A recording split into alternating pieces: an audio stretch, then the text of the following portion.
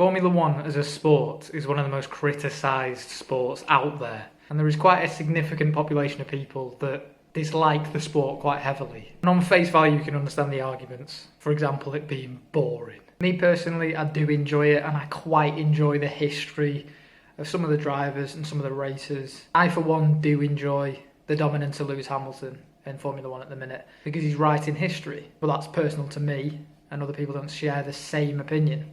But let's address one of the biggest criticisms at the minute, which is Lewis Hamilton dominating the Formula One to the point where no one else has got a chance in hell of winning a race. People quite often fall back on the argument that it should be a driver's skill that's tested, and that Lewis Hamilton being in the Mercedes car is levels above anybody else, and therefore no one else can compete. But that as a criticism is quite face value. If you actually consider what Formula One is, there's a reason there is both the Drivers' Championship and there's the Constructors' Championship. It's not as simple as, oh, we're testing each of the drivers versus one another, or let's test the engineering departments of each team that enters. There's a duality that's going on constantly, and that's half of what's being measured.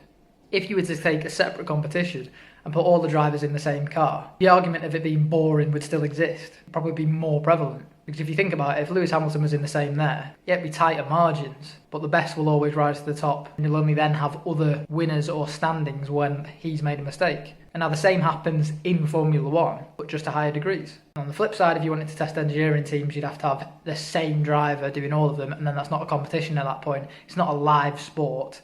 It's just the same driver going in a different car each time and getting the lap time, which would just be the Stig on Top Gear practically. Another popular criticism is that not enough goes on in some of the races. People think there should be crashes every 5 minutes and for the sport to be like a video game or a Marvel movie. But the problem is, that's not real life. And even if people are asking for that, people are also asking on the streets, begging for money, wishing for a Lamborghini. Doesn't mean there's any validity to it. And touching on Marvel movies is a good point.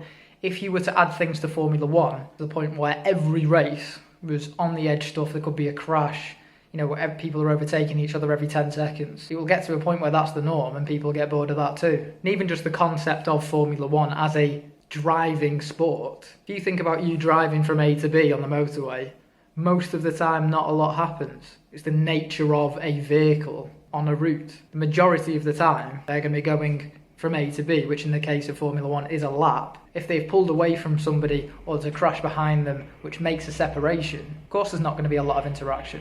But then that's why you watch it, that's why you sit through where somebody's leading or there is gap times, then somebody pits and then people come together, there's a bit of overtaking, somebody catches up to someone in behind, and that's when you get the action, and you value that action more because it's scarce, and that's why you watch it. It's like football games. You can sit down for a football game and it could be a 0-0. I think quite a lot of Americans criticise soccer because of that reason. But it's treated in the UK like a religion, so again, make your own mind up about it. The one criticism I do have about F1 is the inclusion to get into it, because you have to be from a wealthy background, or you have to have your parents investing heavily for you at a young age, because it is a rich man's sport, but it's always been a rich man's sport. Like with any other sport, the key players, drivers in this case, lose out on their childhood and they have to put a significant amount of time of investment into practicing. But it's not like football where you can go with mates age 6 and kick it in the park. You can't do that with a car. You have to pay for go-karting or have parents interested in Formula One which have disposable income to then spend on you, and then spend on you in your teenage years getting into competitions. And I don't think F1 do enough to make that easier from kids from all backgrounds, but then that's a very high quality problem that can be criticised. And if that's what's required, then that's a natural filtration system which the sport can use. But yeah, what do I know? I'm struggling to work out how my white Fiesta works, and I'm talking about F1.